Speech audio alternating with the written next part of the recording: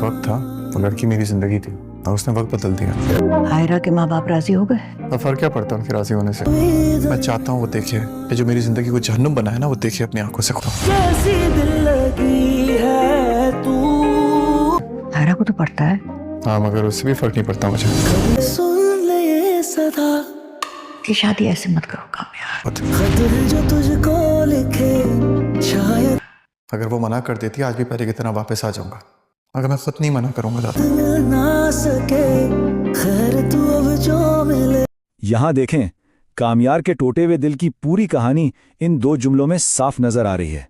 कल तक जो लड़की उसकी जिंदगी थी, आज वही उसकी जिंदगी की बर्बादी की वजह बन गई है। ये सिर्फ अल्फाज का फर्क नहीं है, ये उस गहरे जख्म को दिखा रहा है जो उसे बदला लेने पर मजबूर कर रहा है।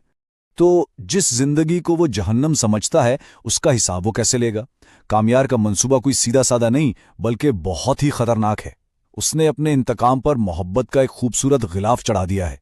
कामयार का मंसूबा ना एक तरह का नफ्सियाती खेल है। पहला कदम आयरा से दोबारा शादी करना, दूसरा कदम उसे अपने इतना करीब लाना कि वो कहीं भाग ना सके, और फिर आखिरी और सबसे खतरनाक कदम उसे हर लम्हा यह दिखाना कि उसकी वजह से कामयार की दुनिया कैसे बर्बाद हुई। ये शादी एक तमाशा है और आयरा उसकी वाहिद तमाशाई, जिसे अपनी ही लिखी हुई तबाही की कहानी देखने पर मजबूर किया जाएगा। लेकिन इस इंतकाम के तूफान में अकल की एक आवाज भी है, एक ऐसी आवाज जो इस तबाही को रोकना चाहती है, और वो आवाज है कामयार की दादी की।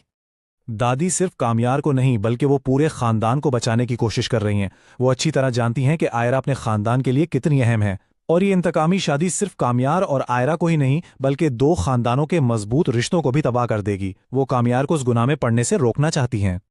लेकिन जब दिल में इंतकाम की आग भड़क रही हो ना, तो नसीहत का पानी उसे बुझा नहीं सकता। कामयार अपनी दादी की हर बात को एक कान से सुनकर दूसरे से निकाल रहा है। उसकी आंखों पर तो बस एक ही पट्टी बंधी है और उस पर लिखा है बदला।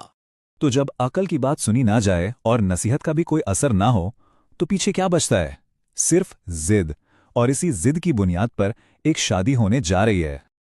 और कहानी का सबसे चौंका देने वाला पहलू ये है कि आयरा के अपने ही वालिदैन ने इस शादी के लिए हाँ कर दी है।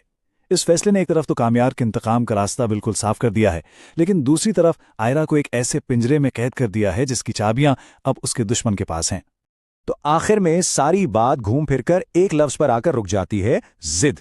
ये शादी मोहब्बत या माफी की दास्तान नहीं, ये कामयार की अना और उसकी जिद की कहानी है।